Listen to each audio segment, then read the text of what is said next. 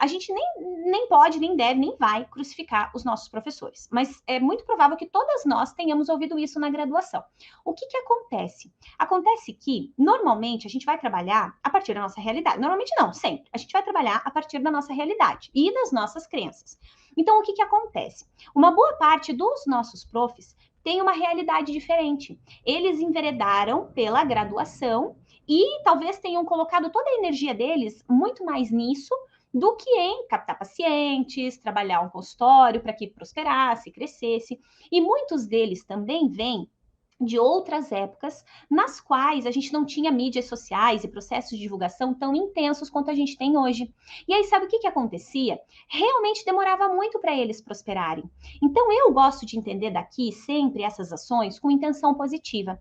E eu penso, quando um professor diz que não dá para viver da psicologia clínica, talvez essa seja a realidade dele e talvez ele queira nos proteger falando isso porque ele não quer que a gente passe perrengue. Então, tá tudo bem, a gente entende, acolhe, mas a gente não toma como uma verdade absoluta, sabe? Porque eu vou te contar aqui da minha realidade. Quando eu cheguei aqui nessa cidade, que tem 17 mil habitantes, essa é a nossa quinta cidade, a gente muda bastante. Eu cheguei aqui, eu comecei do absoluto zero aqui. E quando eu cheguei aqui e comecei a trabalhar o meu consultório, entender processo de divulgação e tudo mais, né? Eu fui estudar marketing, fazer uma série de coisas, eu comecei a captar muitos pacientes. E aí eu comecei a ficar muito assustada. Porque eu dizia, gente, o que eu tô fazendo? E os meus pacientes traziam feedbacks que eu chegava em casa, assim, eu nem sei explicar o que eu sentia. Eu chegava arrepiada, eu chorava, eu me emocionava. E eu nem sei se eu já sabia merecer tudo de maravilhoso que a psicologia estava trazendo para mim, porque eu ficava meio assustada, eu não esperava por aquilo. Porque eu relutei muito até viver da clínica, porque eu também achava que não dava. Então eu ia para tudo quanto era coisa, assim. Ao longo das lives eu vou compartilhando um pouco das histórias aí com vocês. E eu achava que não dava, então eu só fugia. Pensava, clínica, Deus o livre, morrer de fome, né? E quando eu realmente assumi o compromisso, por isso que eu disse, eu não fiz uma promessa, eu assumi o compromisso de viver da psicologia, começou a dar muito certo, eu comecei a prosperar com bastante trabalho.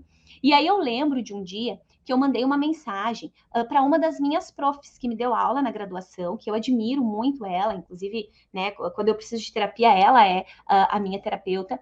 E aí eu lembro que eu mandei uma mensagem para ela e eu disse assim, pelo amor de Deus, eu disse, eu tô apavorada, eu não sei o que eu tô fazendo, mas eu sei que tá dando certo.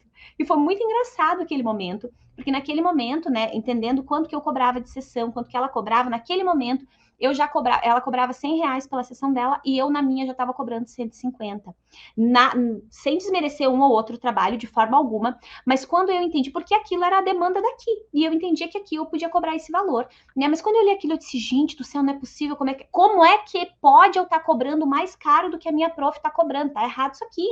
E eu comecei a ficar meio apavorada com o negócio. E aí eu lembro que a minha prof disse, Fran, vou te contar um negócio. Lembra da prof tal? Eu disse, lembro.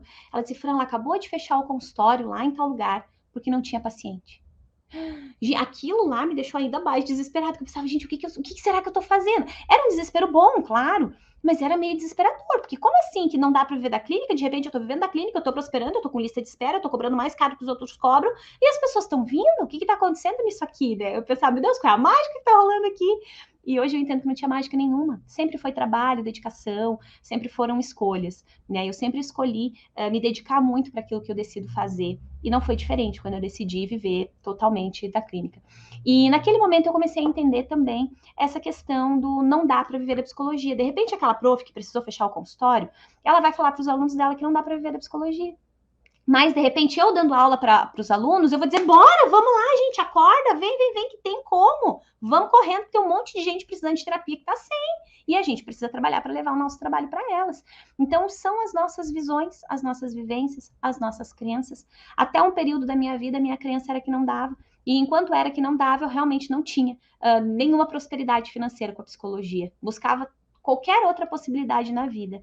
Depois que eu entendi que, cara, com crença positiva ou não, eu sou obrigada a fazer aquilo que faz sentido ao meu coração, porque eu estava sufocando já, eu já não me reconhecia mais, né? Não me sentia mais eu fazendo outras coisas. Então eu decidi pagar o preço e foi pagando o preço que eu entendi que a minha crença estava errada.